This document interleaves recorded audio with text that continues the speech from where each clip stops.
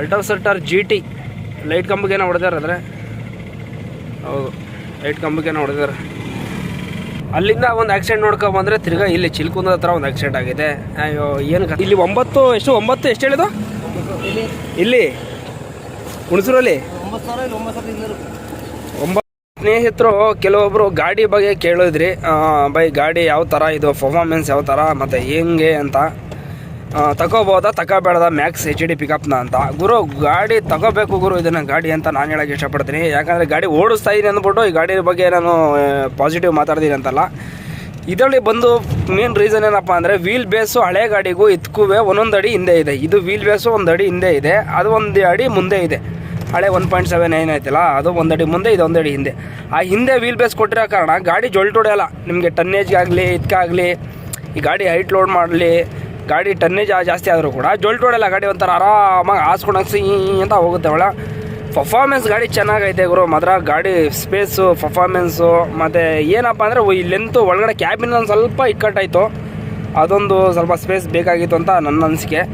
ಅದು ಬಿಟ್ಟರೆ ಗುರು ಗಾಡಿ ಪರ್ಫಾರ್ಮೆನ್ಸ್ ಆಗಲಿ, ಇಂಜಿನ್ ಕೆಪಾಸಿಟಿ ಆಗಲಿ, ಮೈಲೇಜ್ ಆಗಲಿ, ಮೈಲೇಜು ಯಾವ ಥರ ಇದು ಅಂತಂದರೆ ಈಗ ನನಗೆ ಪರ್ಸ್ನಲಿ ನನಗೆ ಚೆನ್ನಾಗಿದೆ ಮೈಲೇಜು. ಲೋಡ್ಗೆಲ್ಲ ಒಂದು 13, 12.5, 13 ಬರ್ತೈತೆ.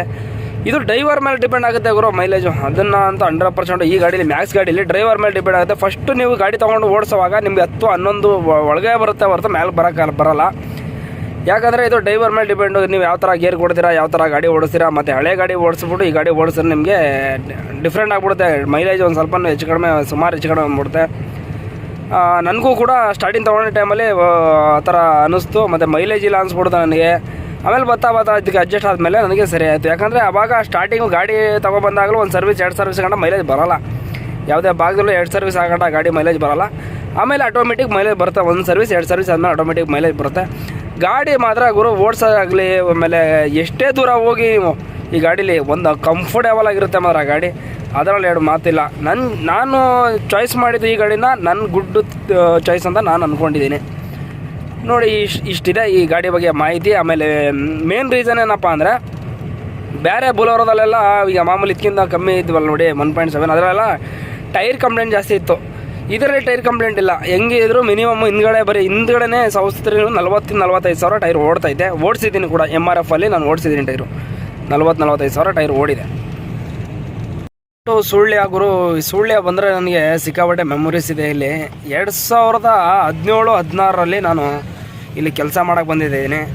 ಆವಾಗ ನಾನು ಏನು ಮಾಡ್ತಿದ್ದೆ ಅಂತಂದರೆ, ನಾನು ಶಾಮಿಯಾನ ಕೆಲಸ ಮಾಡ್ತಿದ್ದೆ. 2017-16ರಲ್ಲೆಲ್ಲ ಶಾಮಿಯಾನ ಕೆಲಸ ಮಾಡ್ತಿದ್ದೆ. ನಾನು, ನಮ್ಮ ಫ್ರೆಂಡು ತೌಸೀಫ್ ಅಂತ, ಆಮೇಲೆ ಸದ್ದಾಮ್ ಅಂತ, ನಾವೆಲ್ಲ ಗುರುಪುರದಲ್ಲಿ ಇರಬೇಕಾದ್ರೆ ಗುರುಪುರದ ಅಂಗಡಿ ಶಾಮಿಯಾನ ಅಂಗಡಿಲಿ ನಾವು ಶಾಮಿಯಾನ ಕೆಲಸ ಮಾಡ್ತಿದ್ದೋ. ಆವಾಗ ನಮ್ಮ ತಂದೆ ಇದ್ದರು. ಆವಾಗ ನಮ್ಮ ತಂದೆ ಬಂದ್ಬಿಟ್ಟು ಸುಳ್ಯದಲ್ಲಿ ಬಂದು ಕೆಲಸ ಮಾಡ್ತಿರೋ ನಮ್ಮ ತಂದೆ.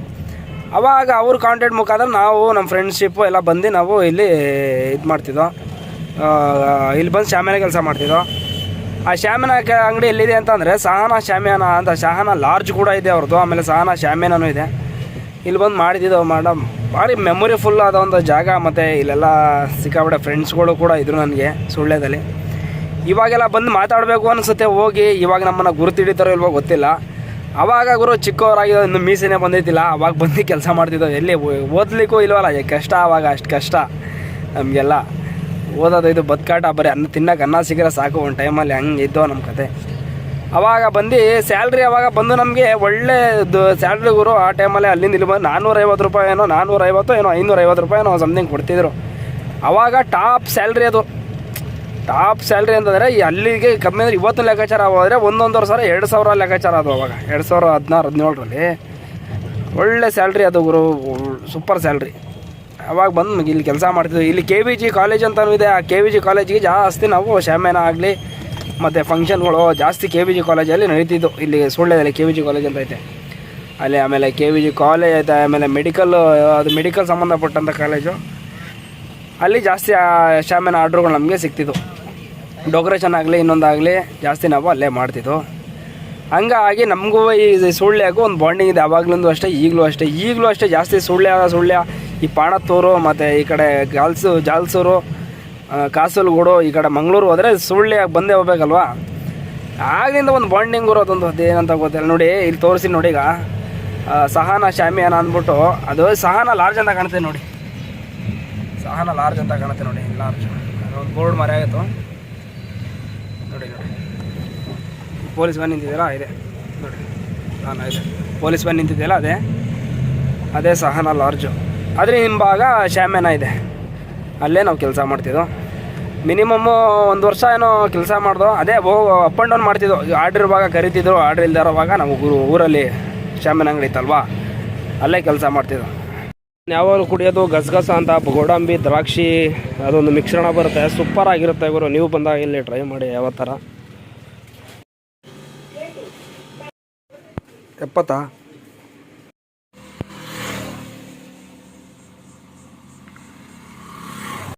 ಇದು.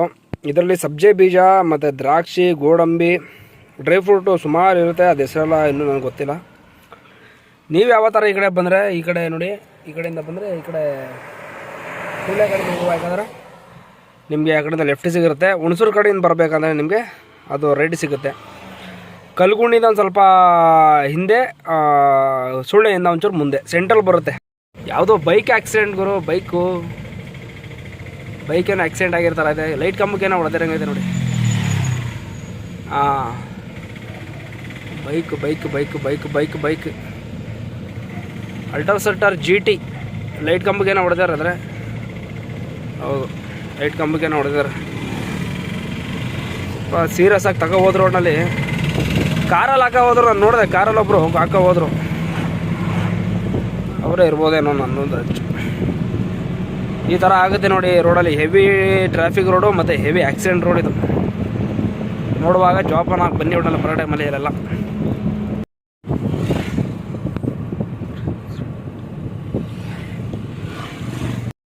ಅಲ್ಲಿಂದ ಒಂದು ಆಕ್ಸಿಡೆಂಟ್ ನೋಡ್ಕೊಂಬಂದರೆ ತಿರ್ಗಾ ಇಲ್ಲಿ ಚಿಲ್ಕುಂದ ಹತ್ರ ಒಂದು ಆಕ್ಸಿಡೆಂಟ್ ಆಗಿದೆ. ಅಯ್ಯೋ ಏನು ಕತೆ ಇದೆ ಇವತ್ತು 2 ಆಕ್ಸಿಡೆಂಟ್ ನೋಡಾಯ್ತು ಇವರು. ಇದು ಬೈಕ್ ಹೊಡ್ಕೊಂಡವ್ರೆ. ಅದನ್ನು ನಾವು ವೀಡಿಯೋ ಮಾಡೋಕ್ಕಾಗಲಿಲ್ಲ. ಯಪ್ಪ ಭಾರಿ ಭಯಂಕರವಾಗಿತ್ತು, ವೀಡಿಯೋ ಮಾಡೋಕ್ಕಾಗಿಲ್ಲ. ಈ ಟೈಮಲ್ಲೆಲ್ಲ ಸ್ವಲ್ಪ ಮೆಲ್ಲೆ ಹೋದ್ರೆ ಏನು ಆರಾಮಾಗಿ ಹೋಗಿ ಆರಾಮಾಗಿ ಬರ್ಬೇಕಪ್ಪ. ಏನು ಇಷ್ಟ ಆತ್ರ ಅಂತ ಅರ್ಥ ಆಗಲ್ಲ ಕಣ್ರಿ ಜನಗಳಿಗೆ. ಭಾರಿ ಬೇಜಾರಾಗ್ತಿತ್ತು ಎಲ್ಲ ನೋಡಿದ್ರೆ. ಗಾಡಿ ಒಳಗೆ ಎತ್ಕೋ ಟೈರು. ಟೈರು ಅಲ್ಲಿ ಇಲ್ಲಿ 9 ಎಷ್ಟು ಹೇಳಿದು ಇಲ್ಲಿ ಹುಣಸೂರಲ್ಲಿ 9,050 ರೂಪಾಯಿ. 9,000ಗೆ ಹಾಕೊಡಿ ಅಂದೆ. 950 ಇಸ್ಕೊಡು. ಹಂಗಾರೆ ಅಲ್ಲೇ ಇದರಲ್ಲೇ ಜಾಸ್ತಿ ಕಮ್ಮಿ ಕೊಡಗಲೆಯಾ ಡಿಸ್ಕೋ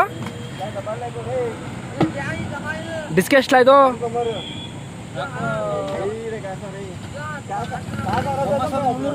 ಎರಡರಿಂದ ಎಲ್ಲಿಂದ ತರಿಸಿದ್ದು? TVS ತಾನಿದು?